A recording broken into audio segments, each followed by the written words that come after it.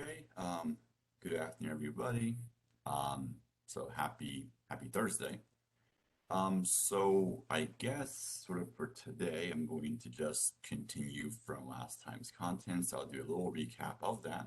So we were mostly doing counting sort and radix sort last time. So I was still in the process of getting the radix sort question done. And then we'll sort of go into sort of binary tree search structures. I'll try to go through binary tree content relatively quick, and binary search trees also, not spend too much time on that, and really trying to go into B trees, which is a different type of a binary tree search, which I think might not have been covered in CS 302. But I still want to go over red-black trees and AVL trees as well. AVL will be the first one I'll go with, just because I could give an honorary mention to those, but they're relatively not as simple as like merge sorts like this. I should talk about them a little bit to compare and contrast among different tree sort of search structures. So anyway, I'm going to go ahead and just begin material. So start screen one. Let's go ahead and just recap this slightly and then finish this example off. Zoom out a little bit so we can see more. So basically with radix sort, all we're doing is we're doing a stable sorting algorithm several times. So counting sort is sort of our stable sort of choice because counting sort is pretty quick. Now, there are other stable sorts out there. So I believe insertion sort can be a stable sort as well, and other ones that are stable. And I think bubble sort is also a stable sorting algorithm. But counting sort, though, is pretty good, especially in this situation where we have a lot of elements potentially, and the base of the numbers might be not so large. So basically base 10, base 16, so not going to be anything too crazy. So counting sort is actually pretty good in the situation. It's fast and it's also stable. So all we're doing basically is doing counting sort to sort the numbers by digit, starting from the least significant, the rightmost digit, to the most significant, the leftmost digit. That's all that we're all really doing with radix sort. Let's go ahead and just sort of recap a little bit from last time. So we had this array given to us, array A, and the C array we construct is basically, remember, we first have to count all the occurrences. So you have to count how many digit nines, digit zeros, 2, 3, 4, well, 0 through 9 is probably a better way of saying that. But anyway, that's what we do. So we first sort them by the rightmost digit. So the result was this B array, and we can see here that we are definitely sorted by that rightmost digit. So far, so good. Now we take this array, we copy it into another A array, or the original A array, and now we're going to, again, run counting sorts. Now we look at the middle digit. So we first started with the rightmost digit. Now we have our middle digit we're going to use. And we're going to sort them by middle digit. So that C array was constructed to just basically first have to determine how many, we had to count number of occurrences of each digit in the middle digit of each number. And then we do that one method, we sort of add everything over in a C array just so we kind of know where in the B array everything would have to go. So end of the day, we're going to have this sorted by its second digit. So we can see here that is definitely, or that middle digit, sorry. We can see here that it's definitely sorted by middle digit. And the idea is it has to be a stable sort or else something will not work out. So I'll do an example of why a stable sort is necessary for radix sort. So now, we're last on second pass of radix sort. Let's go ahead now and talk about the last pass. So I'm going to pretty much just copy and paste this, so the redraw the array. Let's go ahead and copy paste this. That was weird. Just paste it over there. And I'll just sort of label this as my A array, initial array. I'll get rid of these green parts right there. So you have to do one more pass of counting sort because we have these numbers are 3 digits. We do 3 passes of counting sort. So now we have to sort by that leftmost digit, very end. Once we do that, you will have a sorted array. So I'm going to go ahead and maybe just copy this C array, copy this. I don't have to redraw all of that. This could definitely save some time. Copy this. Okay, good enough. I'm going to copy that block. Sounds like rewrite all of that. So this will be our C array. Try to erase these if I can. Definitely still faster in sort of writing all these out. Could have kept those zeros there, but it's okay. We'll start this example fresh. So for counting sort, once again, our C array, everything will be initially 0. As always, we start with that. And we're going to first count how many, so in this case, since we're sorting by digit, we're going to count how many occurrences of this digit we see. So using the leftmost digits of these numbers, we count each digit. So we first see a 7, so increment this by 1. The next element in A, we see a 3, so increment this by 1. So index 3 in the C array is going to map, so we map that digit to its index so we can very quickly count all digits up. Then next number is a 4, so we go to index 4 of C, increment that by 1. The next element contains the digit 8, so index 8, increment that by 1. And then next one over after that is a 3, first leftmost digit. Go to index 3, add that by 1. So now we've seen sort of 2 occurrences of the digit 3. Scored.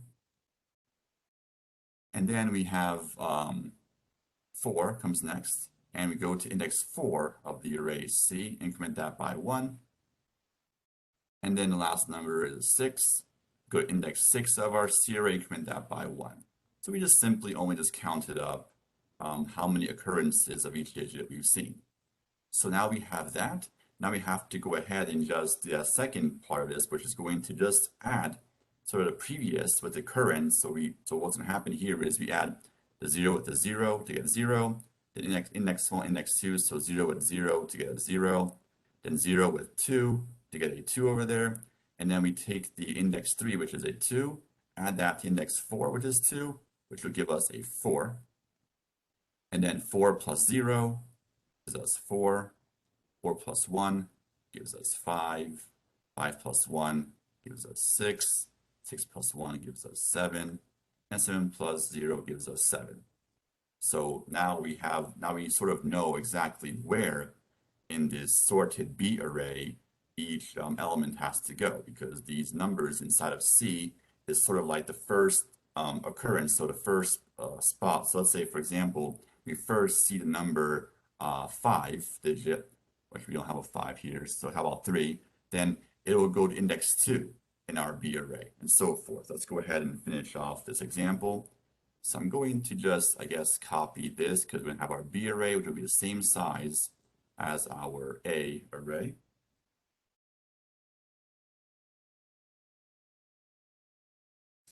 Just copy it right there or paste it there. That's okay. Let's move this down.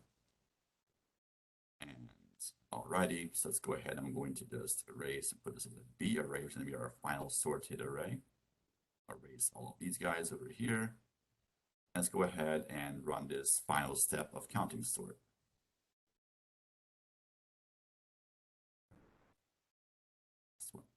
I'll zoom out so we can see all of this in one frame. So now we're going to, from right to left in our A array, map it to our B array. So from right to left, we first look at this number. So we have this number here. It contains a 6 for its leftmost digit. So we go to index 6 of our C array, and we see a 5 there. So we're going to write this number into index 5 of our B array. So 657. And of course, you have to decrement this by 1. So that means if we see a 6 again, it would go to the left of the previous 6, which does in fact make sense. And now go to the next element in the array. Looking at this element, we see here its leftmost digit contains 4. So go to index 4, which contains a 4. So we write this number to index 4 in our B array, because this number right here tells us which element in the B array we're going to write this element into. So index 4, we're going to write 457. And we're going to decrement this by 1, or know how counting sort works. And then going on to the next element in our array, from right to left, of course.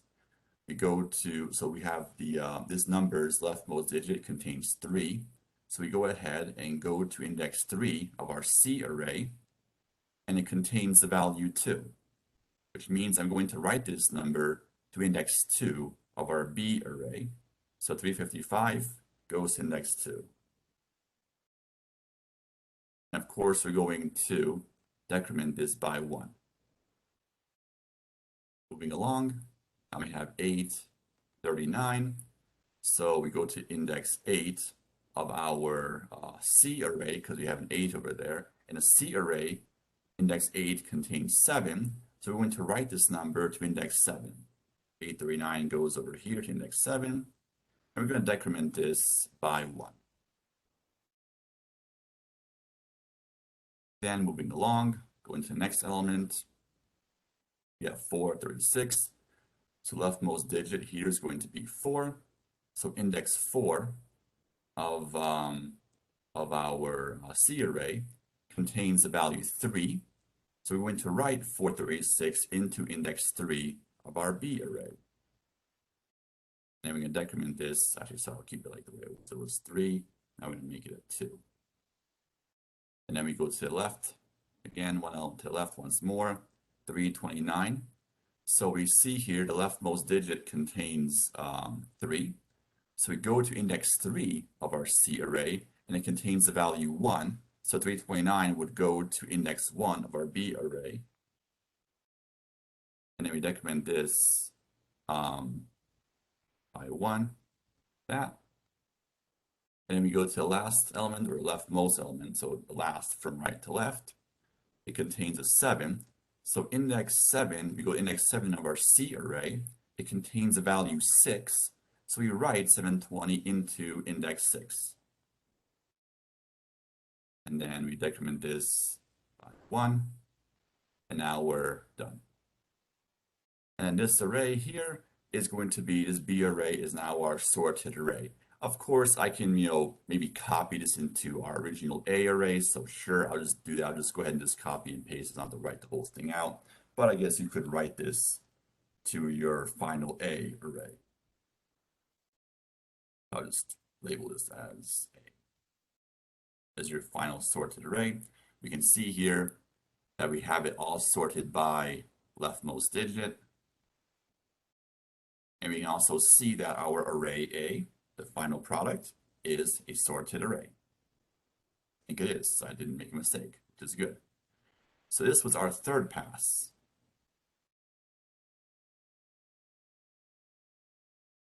Of counting sort, I just took a third pass, sure. So that's basically it. So obviously for exam, for homework, I'll try my best to use numbers that have not really big digits. You want to spend maybe, it might be more than 3, just to make it a bit more work on the homework, but it wouldn't be anything. I'm not going to have like 10 digits or anything. That would be really mean. So maybe like 5 is a good round number, I suppose. And we'll just stick to base 10, not base 16 or base 20, where we want our C arrays to be really giant. So we'll stick with base 10. And I guess maybe our list could be maybe larger than just, 7 elements. And maybe we'll have 5 digits. So it'll be a little bit more work, but nothing too drastic. So anyway, that's our counting sort, our radix sort algorithm. So any questions on that before I go over a few sort of remarks about radix sort?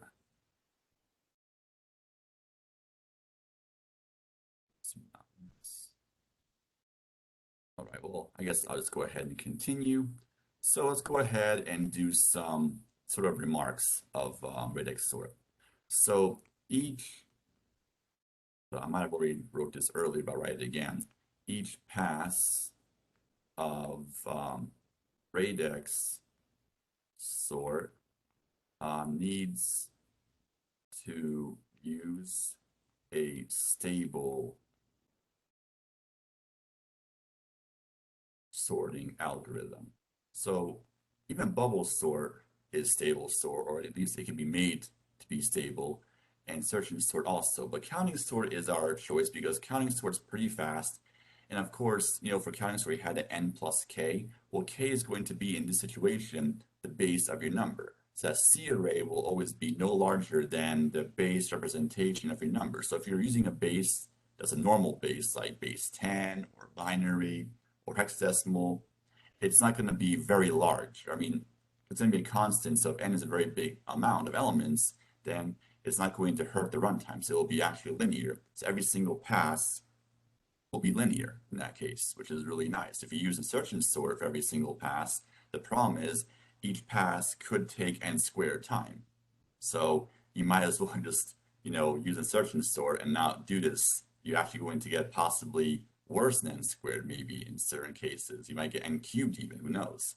So there's no point. So counting sort is the best one to use. So sort of this here. And then we choose counting sort as our stable sort because it runs in theta n plus b time, which really implies that, so b is your base of your numbers, so you can have b elements in your C array. So as long as b is some base and it's a relatively small base, it's going to be linear. So as long as the base representation is, I guess, a constant, or I guess a small constant, but a constant, then each pass of radix sort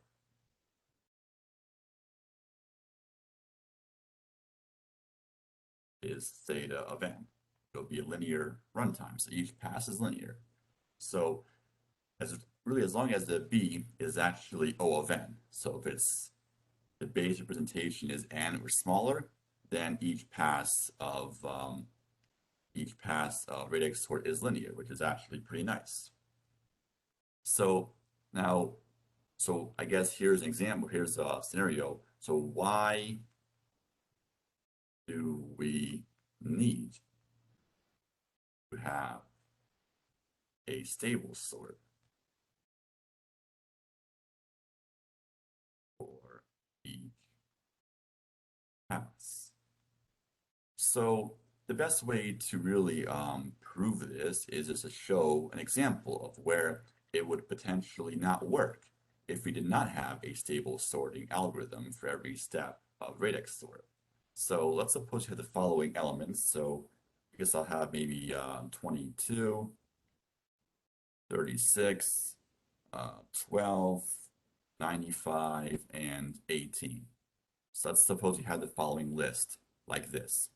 And of course, we're going to sort them by rightmost digit, like that. So what could end up happening is the following result we get. So after we sort these by rightmost digit, so, well, first of all, I guess we can have, let's say 12 happens to go here, then 22, 95, 36, then 18. So we end up getting this result. So we sorted it by that rightmost digit. Now, here's where the problem is going to happen. So between these two numbers right here, so we're now going to sort. So we're now going to sort these by leftmost digit. And let's go ahead and focus on these two numbers in our list. So if you were to sort these using a non-stable sorting algorithm, there's a chance that, well, if you look at just that digit 1, you have 12 and 18, they both have 1 for their leftmost digit. All right. The problem here is that for any normal sorting that's not a stable sorting algorithm, I mean, who cares which one goes first? the 12 or the 18, because both of them are looking only at that leftmost digit, 1. So which one would go first? Well, for quicksort, it might not really matter. Who cares which one goes first? Because they're both 1. So it doesn't really matter which one goes first. And for quicksort, or for merge sort potentially, it might say, well, it doesn't really matter because who cares? They're both 1. But for us, though, it does matter. Because if, let's say, we don't have a stable sort, there's a chance that this one, where the 18, so this one, literally this one, because it has actual 1 for its leftmost digit, this one could maybe sort of get moved in front of this one. Like literally, because that's a 1 for its leftmost digit. So then it will not be sorted. So if we have a tie, we both have a 1 and a 1, that's okay. But if you use a stable sort, that means this 8 is going to have to go after, because what's going to happen is, let's say if we do a stable sort, then the 12 would go first, then 18 would go next, guaranteed, because for stable sort, it's going to still maintain that same sort of ordering, as in, since this 12, this value was first, this came before 18, then this 18 can never actually go in front of 12 because the stable sort will not allow that. It's going to still, it's going to compress them together in the list, but the one that came after can never get in front of the one that came before. And we don't want that because we already sorted it by a rightmost digit earlier. So the 12 is going to definitely have to come before 18 in some way, shape, or form because we sorted by that rightmost digit earlier. So we don't want the 18 to get in front. So that way, if it's a stable sort, we know for sure that the 18 can sort of creep in front of 12. It can't happen because a stable sort will not allow that to happen. So it has to be a stable sort in order for radix sort to work.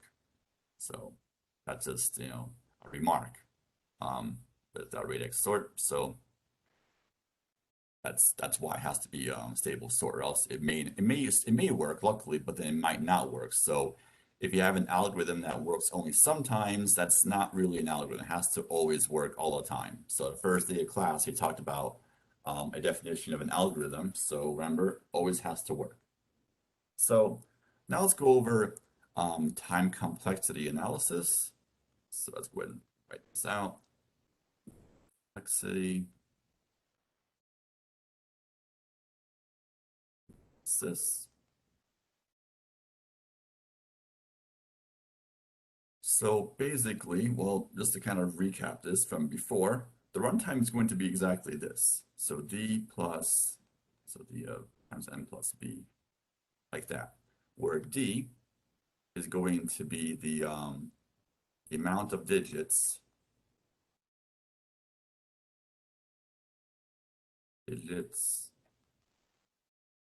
of the largest number in the list.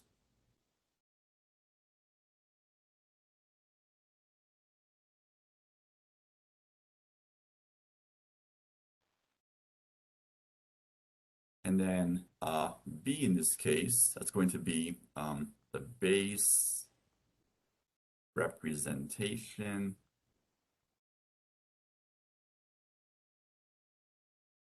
used to encode. I guess that's a good enough explanation.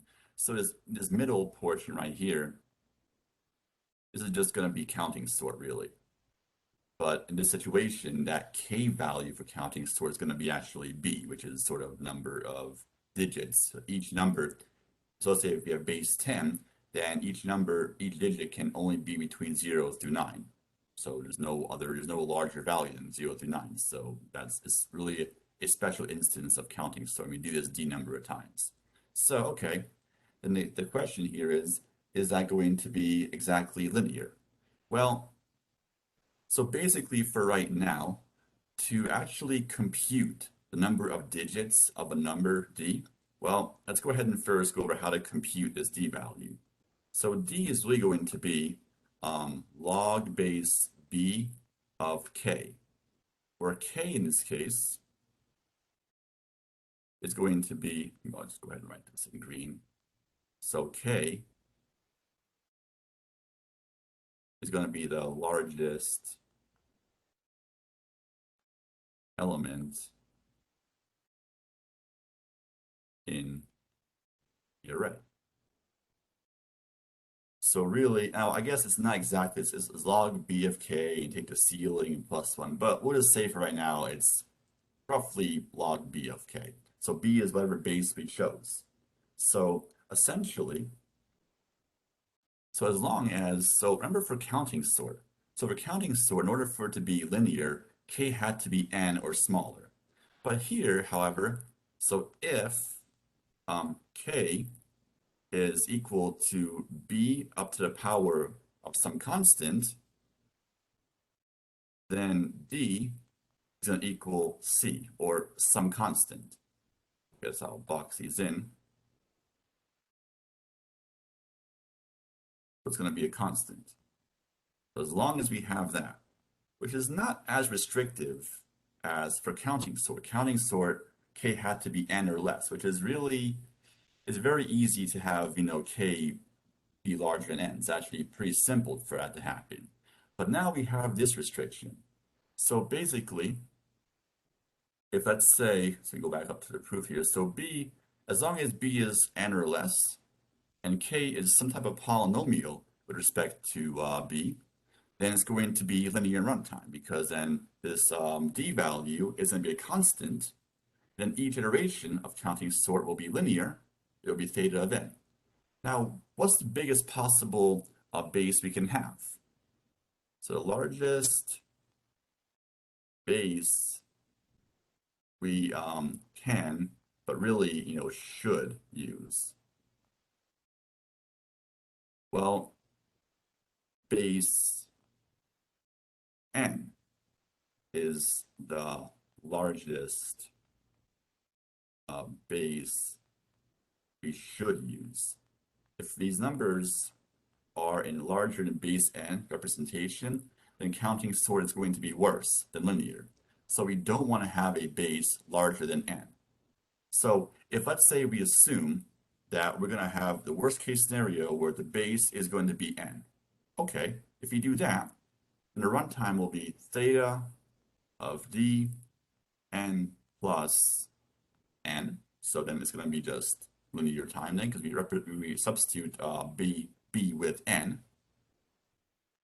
And then this situation, as long as, so we have d is going to be log n of k, as long as k is n to the power c, then this d will be a constant.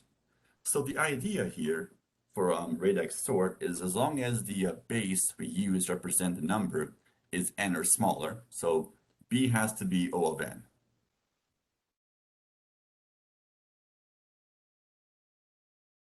And k has to be, I guess, O of n of c, I guess.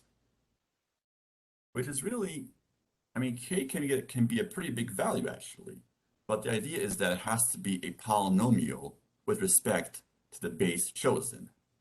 So b to the power c, or O of n to the power c, basically. So the idea is that as long as the base we choose is less than n or less, and k is a polynomial with respect to the base size, we get an O of n runtime, or theta n runtime.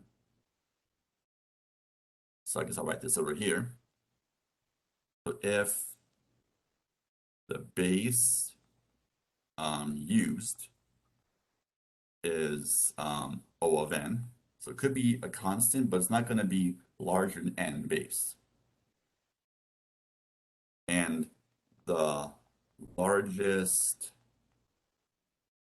number k in the list is, I guess, O of n to the power c.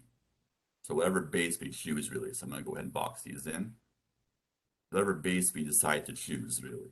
So O of that base up to the power c, if that is going to be our largest k value, then radix sort is theta of n.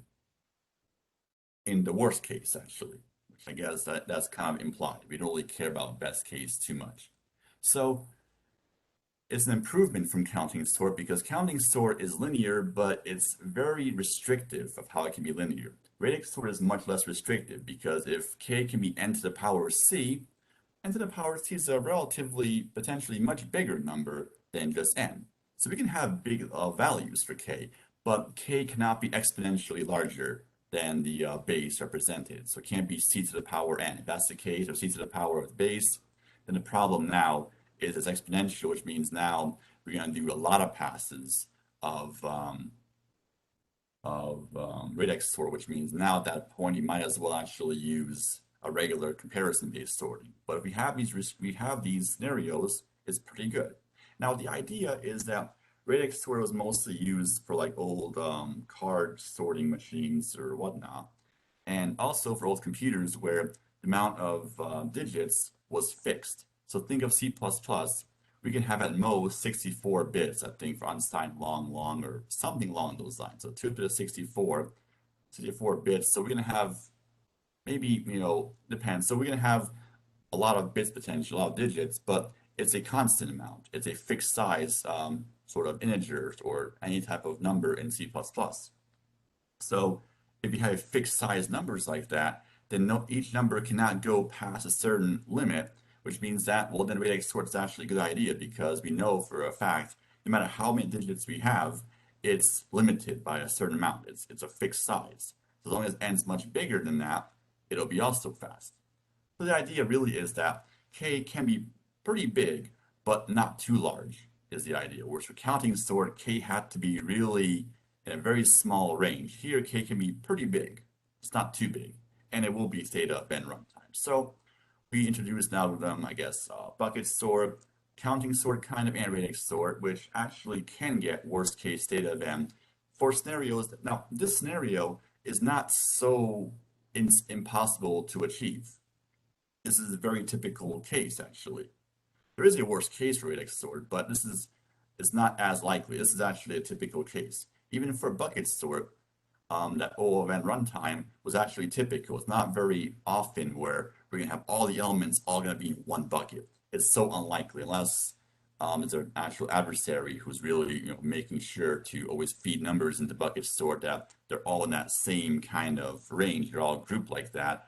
But if that's the case, we can detect that, okay, well, this is actually, the numbers are not very nice distributed.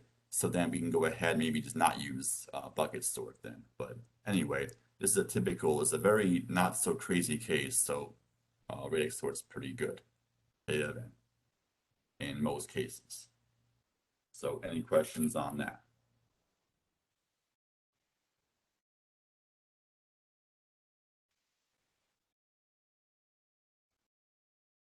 Okay, so the next sort of topic now in this class is going to be going over sort of search structures that involve trees. So I'll first talk about trees a little bit. I don't want to spend too much time on that.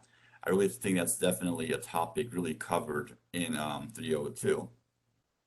Let's go over, I guess, search trees, I suppose, we'll cover, I guess, next. So I guess first, let's go over, I guess, a binary tree. Just talk about it. I'm not going to speak too much about this, but a binary tree, remember, every single node had at most 2 children. So we had really 2 different scenarios. So we care about the height of a binary tree. So height could either be O of n, or it could be O of log n. We had these 2 different heights. I should probably use theta instead. I'll just say theta. I'll use theta. So we have these 2 scenarios. So remember, from 302, we had 2 different possibilities for a binary tree, the 2 different possible heights. So there's a worst case height. Then we had our best case height over here. So I won't go over proving this, but I think we can remember this from 302. So we had ways of representing a binary tree. So we can use array implementation. So yes, methods representing a binary tree, or representing any tree for that matter.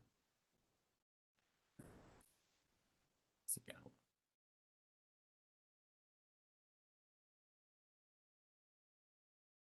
binary tree. Oh, it's a scam. Okay, cool. Not important then. That's a representing a binary tree. Of course, we have that sort of that parent-child sort of. We have the array version, which was mostly used for min and max heaps, which I do have it on my syllabus that we're going to cover heap sort and heaps, but I might really just I'm trying to debate if I should cover that, depending on how long it takes to cover the more important stuff, but we'll see. But we have array representation. Then we also have this parent children pointer representation. So for the array version, I'm not going to draw this out, but for parent children, we have we have the following like this. Remember, we have this type of way of drawing a binary tree. And also if we had, I guess, really we can also apply this onto any k-array tree. So I think it's called k-array tree. So we have, say, this is for a binary tree. For a k-array tree, you could actually have it where, say, we have 3 nodes, 3 children per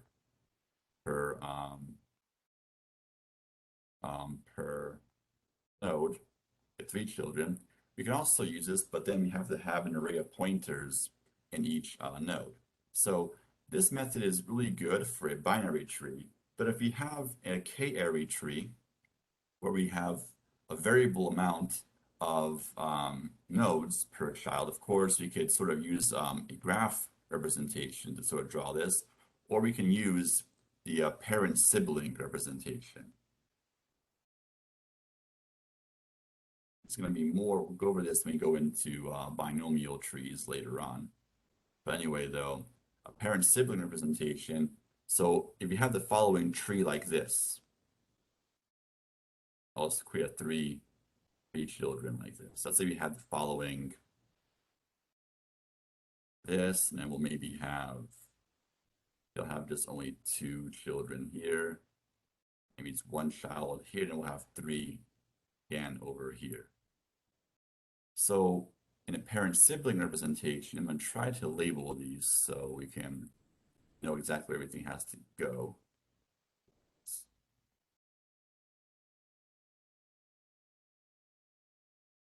So to actually store this without having to have an array of pointers for every node, each node contains 2 pointers, a parent pointer and a sibling pointer.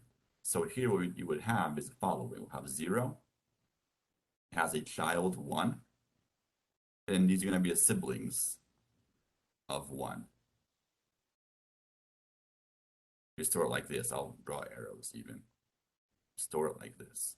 It can be doubly linked actually if you wanted, but I'll just use singly linked just to get the idea.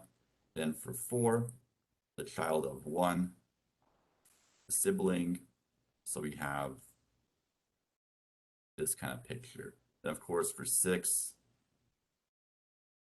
its right pointer would be a null. And then for 3, we have 3, 7, 3, 8, 9. Sorry. Wait, no, sorry, my mistake. 7, 8, 9. 7, 8, and 9. Like this.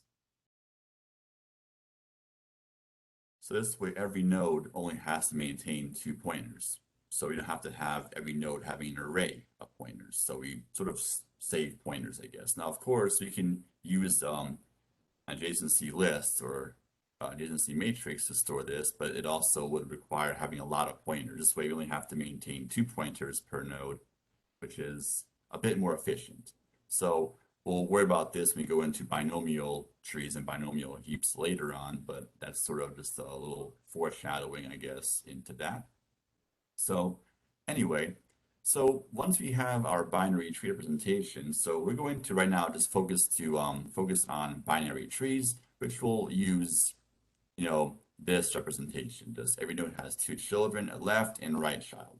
Because for binary trees, why overcomplicate this? We only need this parent sibling only for k-array trees. We don't want to have to maintain an array pointers, or we don't want to have a lot of pointers per node. So we'll worry about this when we go over other types of trees, but we'll stick to this structure for right now.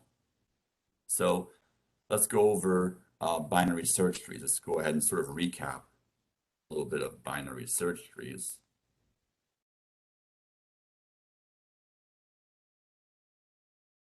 So we're going to now focus on search structures, and we'll go over different types of binary search trees, and also go over interesting type of search tree structure.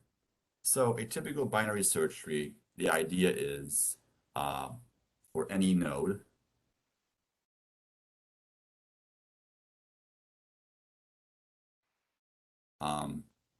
the left subtree contains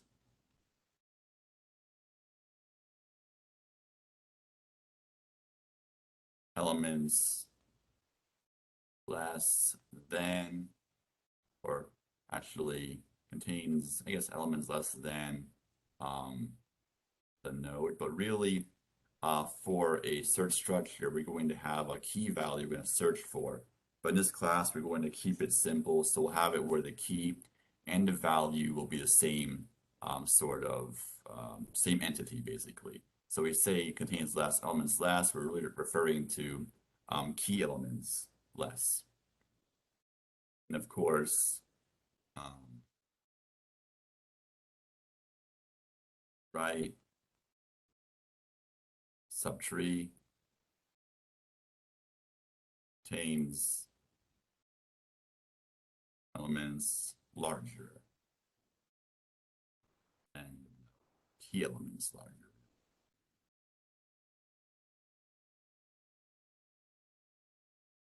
So that's basically how we can define a binary tree.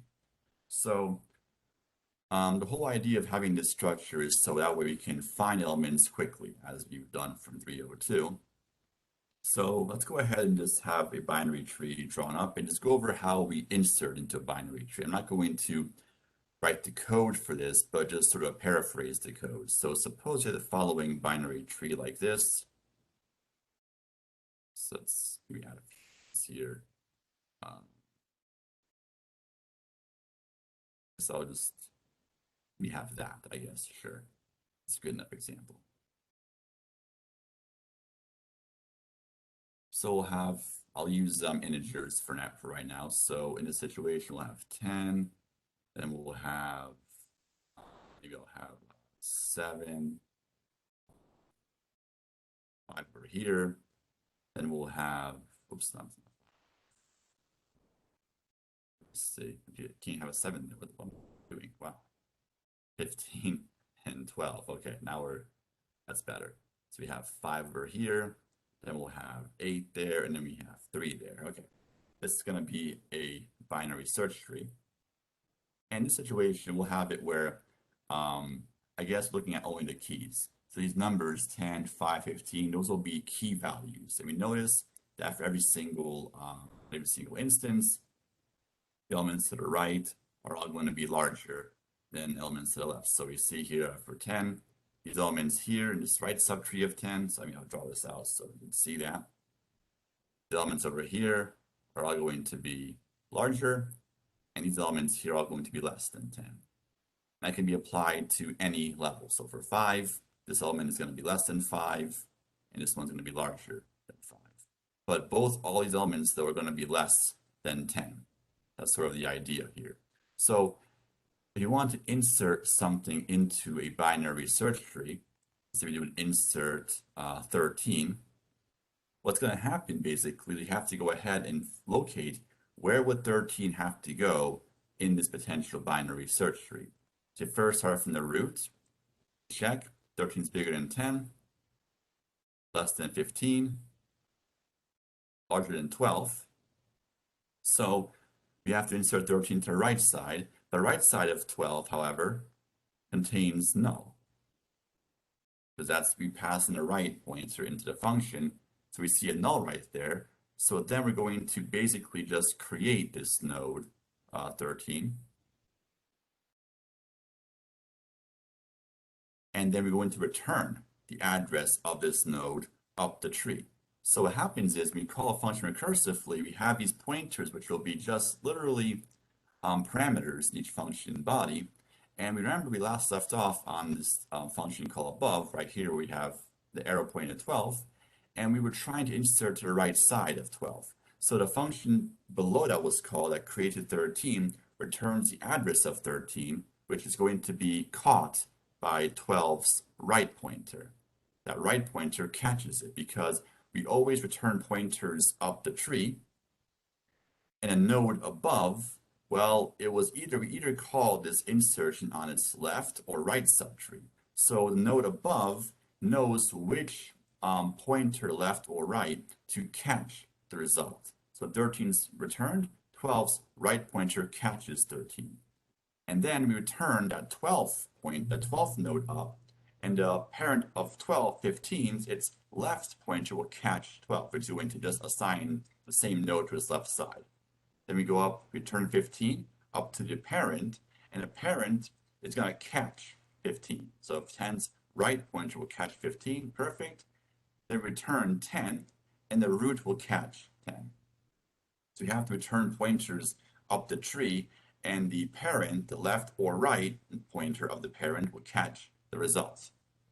And we have to maintain this type of method of inserting, so that way, if we have to rotate the tree potentially at some point, it becomes very simple to rotate if we do this approach. So I don't want to write the code out, but just kind of the paraphrase of how the code would work. I mean, I'm guessing that in 302 you probably saw the code for inserting into a binary search tree. And of course, for a find operation, we want to find a node in this tree structure. Let's say I want to go ahead and find 8. What we do, we start from the root, and we check, so 8 is less than 10. So if 8 does exist in our structure, 8 must appear on the left side. We check 5, 8 is bigger than 5, so 8 must be on the right side, and we find it right here. So then we relay trues all the way up the tree. Turn true at the very end like that. Sort of the basic way of sort of using, or the basic standard way of actually having a binary search tree to find elements. Now, of course, we hit a null at some point, we return false all the way up the tree. If we find a null implies that, well, we couldn't find the element. So unlike a regular binary tree traversal, we don't have to try every possible node because since it's arranged in this order, so let's say we're looking for the value 8 and the root is 10, we know 8 cannot appear on the right side of 10. So those nodes are eliminated from our search automatically. So always pick one side. So the idea for any operation on a binary search tree, so I'll erase these. Actually, I'll keep these. You know what? I'll keep it. Doesn't really hurt anybody to have these there. Doesn't hurt, so I'll keep those there. So basically, for any operation, and also I'll go over deletion as well right now since I have some time. So let's go over, let's take this tree we have, and let's go over deletion next. Okay, sure. So this one is actually a bit more of a denser topic, so I'll probably spend more time going over deletion actually. Insertion and find is relatively easy if you learn that from 302. Let's go over how deletion works. So this might be a little bit, I'm not sure how in-depth we cover deletion in CS 302, but I'll just cover this right now. So for deletion of a node, well, first we have to find the node in the, I'm gonna call it BST, which is short for binary search tree. First have to find it. Okay, so we have several different scenarios we have 3 scenarios, I guess. So if the node is a leaf node. If that's the case, all we have to do is deallocate it.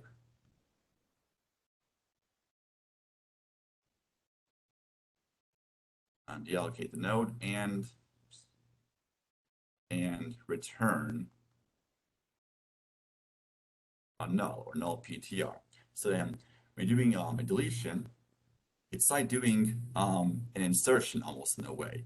You have to go ahead and traverse down the tree, and when you find that node, if it's a leaf, well, you deallocate a returning null back up to the parent. So the parent that used to point to that node now will point to a null because returning a null back up, and the parent node will catch that null and it will assign the left or right to the null based on which side we called the deletion on when we're doing our sort of we're trying to find this node to be deleted.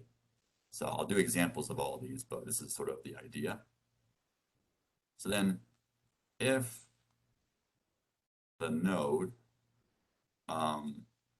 contains one child, or really one subtree, if you will, then you're going to deallocate this node again, as always, deallocate the node and return the address of its only child. So you basically deallocate that node, and the children, that subtree of that node, return that up to the parent. So the parent is now going to point to the child, essentially. So you kind of wipe that node out. You deallocate it and return its sort of subtree up. So, and then that gets caught by the parent. So we'll see the example in a bit. We'll do an example of this. This is maybe not as in-depth covered in 302. I'm not quite sure, but I'll just cover it just in case. We're going to cover deletions as well, since I don't know if every 302 class covered deletions in binary search trees or AVL trees and so forth. So, and then the last one is going to be, well, if the node contains two children, so it has two subtrees. Well, in that case, we have to find the in-order predecessor, which in other words is going to be the largest node in the left subtree, or find the in-order successor. It will really be the smallest node, or the smallest node in the right subtree. There we go.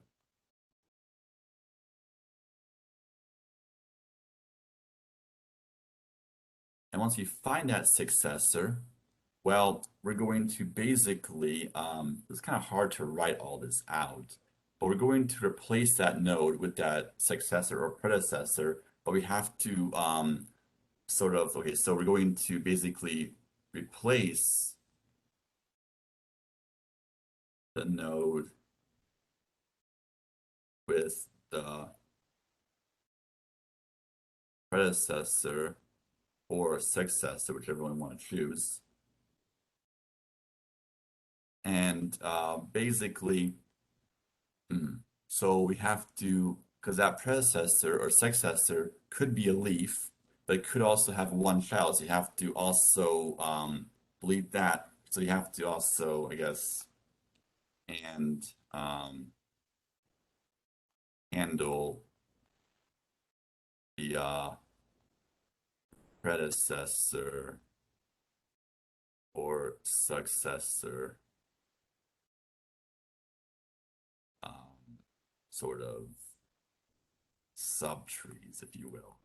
It's really hard to write this out, so I'm going to do an example of that. This is actually a more complicated situation.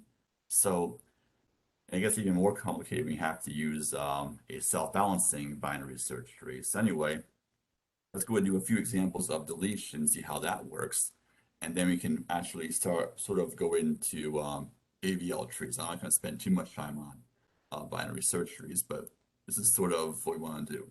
let's go ahead and create an example. So I'm going to try to create a good example, I guess. Let's create the following binary search tree. Try to make this somewhat good example. Hopefully it covers several interesting cases.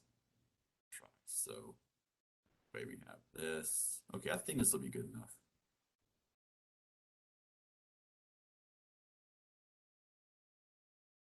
All right. And I'll just choose a big number here. So 20, 10, 5, 15, 12, 30, 25, and I guess 40. So, okay, so this is definitely a binary search tree. So, suppose right now in this tree, I want to basically remove 40. Let's go ahead and go over remove 40. Very simple scenario. So you have to first find where 40 is in our tree. So we're going to basically look at 20. It's bigger than 20, bigger than 30, and we found 40 right there. So luckily, 40 has no children, it's a leaf node. So all we have to do essentially is just, well, we're going to deallocate 40 and return a null. So we deallocate this, return a null, so then this pointer is now going to point to a null pointer. So what happens is we deallocate 40 in that function instance, return null, so the parent of 40, which is 30, its right pointer is now going to be assigned a null because the function returns a null pointer value. Because whenever we insert, we always return pointers up to the parent. And typically, for regular binary search tree, we return always the same exact node back. But for deletion, though, instead of returning a node 40, return a null back. So then what happens is 40 is no longer part of this tree anymore. And return 30 up to 20, and 20 is returned to the root pointer. So then 40 is now officially gone. So now, let's say, try to use me here. So let's say I want to go ahead and remove, I guess, 15. Yes, move 15. We'll do some more examples of removals for AVL trees, as I have some really nice worked out examples that cover a lot of interesting cases, but I guess, anyway, so here, move 15. So to do this, well, we start from 20, go to 10, and then we see 15's right there. So we just do comparisons. So it's less than 20, larger than 10. So 15 has to be right there, right side of 10 is right there. So to do this now, in this situation, well, we see that 15 only has one child or one subtree. That's that 12 subtree. So in this situation, all we have to do is, again, deallocate 15, and we're going to return 12. So the subtree that does exist return 12 up to the parent.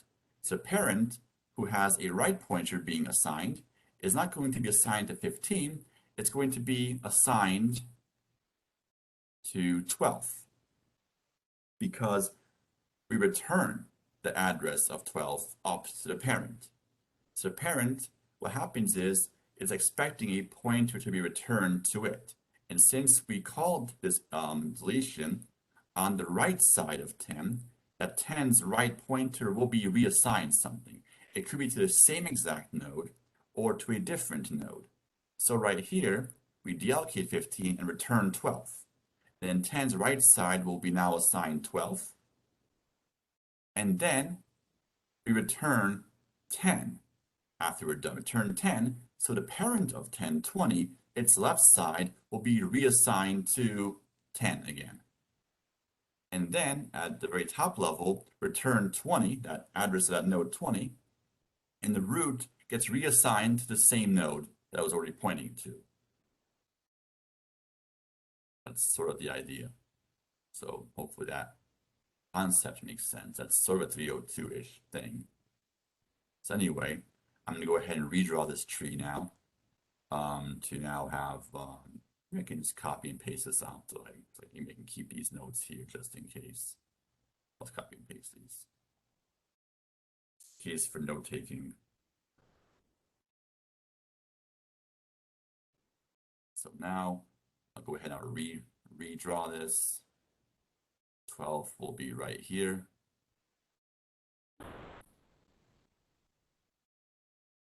So in this situation, okay, so let's say I wanted to remove 20. That's a very extreme case. Let's remove 20.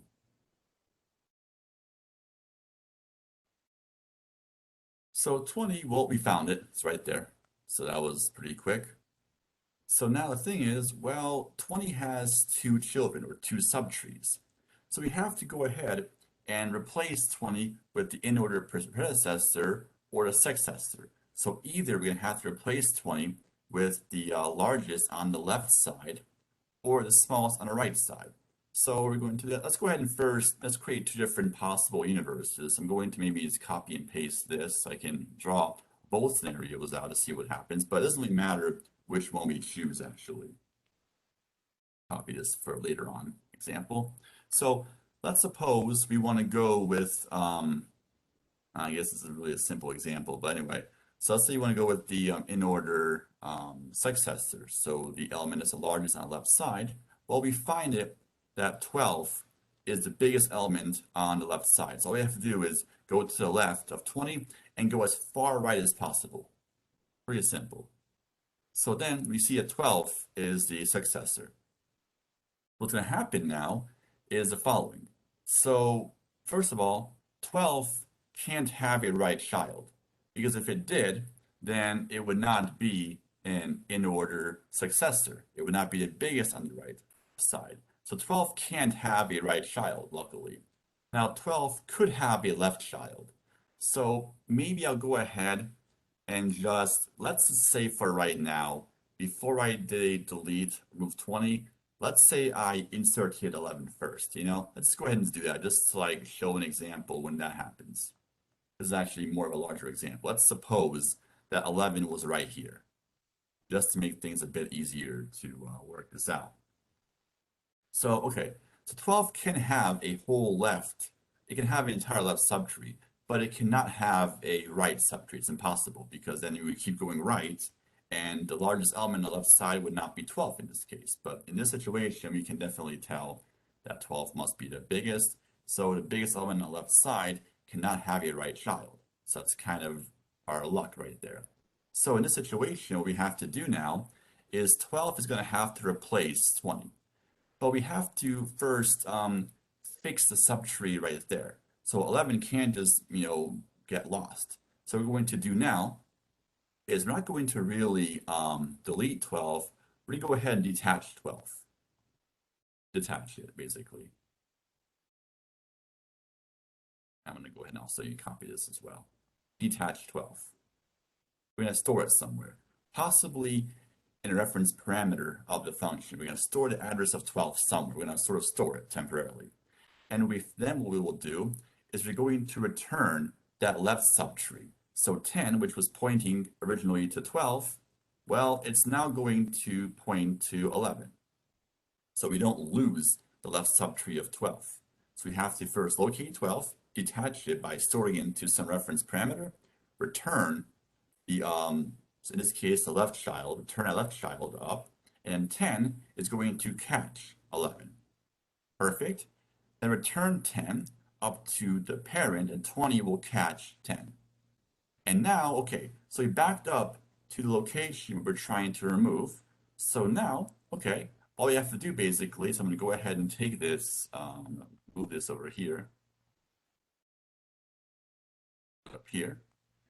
We're going to now set 12's left pointer. I think I should put this, put it above actually. It's a little bit better.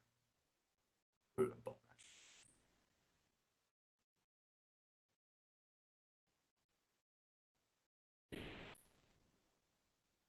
Zoom out a little bit. That works.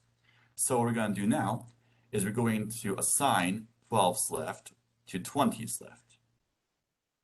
And 20's right to 12's right, like that. And then we're going to deallocate 20. And now our new tree looks like this. Let me put it over here somewhere. Our new tree looks like this. 12,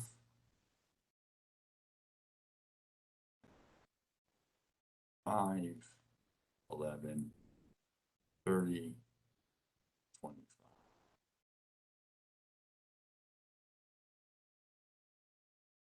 Now, in alternate universe, what if we actually, instead of using the in-order predecessor, use the in-order successor instead? Well, how do we actually handle that? Let's go ahead and also draw this one out. So I'm going to go ahead and copy original picture right there. So I want to remove 20. So in this situation, what's going to happen is, well, let's go ahead and do a delete 20 again. Delete 20. And let's suppose, once again, I first inserted 27. Just make this example a bit more interesting. And how about we insert 27 and insert 29? Let's even make it more interesting. So we'll have, actually, I'll say 27 first, and then 29. So what will happen here is we're going to have 27 over there and 29 over here. So a better example even. So I'm going to delete 20. So I locate where 20 is, so 20 is right there. Okay, so I can either pick the in-order predecessor or in-order successor. But this time I'm going to go ahead and pick the in-order successor. I'll write up here, actually. I'll write the notes here. This is where we actually do the in-order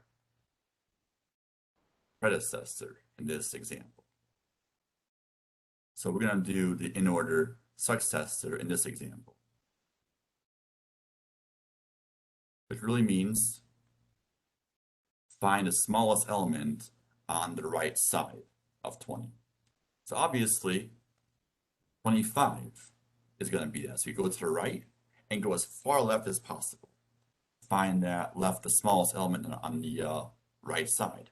So 25 is going to replace 20, but we have to do a few things here. So 25, luckily, cannot have a left subtree. If it did, then 25 would not be the in-order success. We'd have to keep going left. So there cannot be a case we have a left subtree. The right subtree can be present, but might not be. What's going to happen here is, well, we do have, obviously, a right subtree, but we're going to first just detach 25.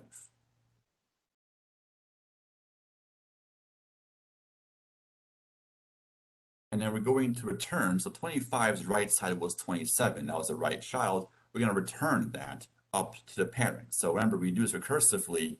We return pointers back up to the parent. So here, we return 27, the right sort of child of 25 to 30. So 30's left side is going to be 27. Return the 27 up, and 30's left pointer is going to be reassigned to 27. And then we keep moving up the tree. So we go ahead and take 30, return 30 up to the parent. So 20's right side will be reassigned to the same node it was already assigned to. And now we backed up to the part we found, we backed up to the node that we're trying to remove.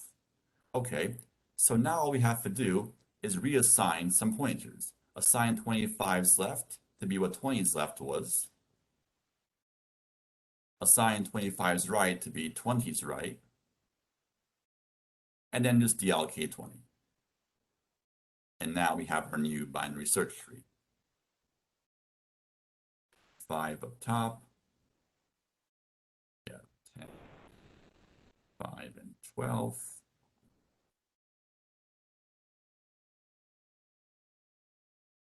30. Then we have 27 and 29.